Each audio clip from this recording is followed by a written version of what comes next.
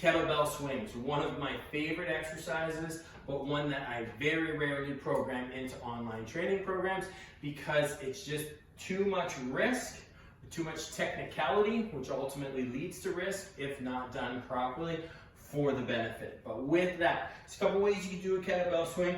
One is what you call an American kettlebell swing, I believe, where you're coming down, it's a big squat, weight comes overhead. Kettlebell swings that I prefer and the way that I was taught them is what we call a Russian kettlebell swing, which is ultimately taking advantage of the hips. So with that, essentially a deadlift variation where you're hinging down at the hips, loading up hamstrings and glutes.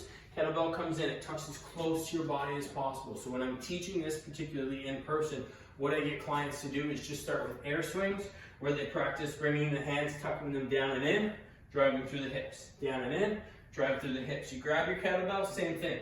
You start with it a couple feet away from you, and then you're gonna lean down in that hinge position, pull it in, drive through the hips, down, through the hips, down, through the hips, down. You just kind of let the momentum of the kettlebell come down, catch it with your hips, and drive forward like so.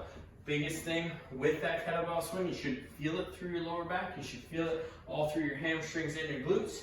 As you stretch out, drive forward. Core is nice and tight, nice and strong at the top, nice and neutral, with a little posterior pelvic tilt at the hips. And then with that, sky's the limit in terms of weight and building up that weight. With the kettlebell coming up, bring it right to parallel. That's kind of as far as we go. You don't want to go any higher than that. Once you get to the top, core stays strong. As we pull back down with our lats, you can increase the speed of the kettlebell swing to make it harder, or you can increase the weight that you're using.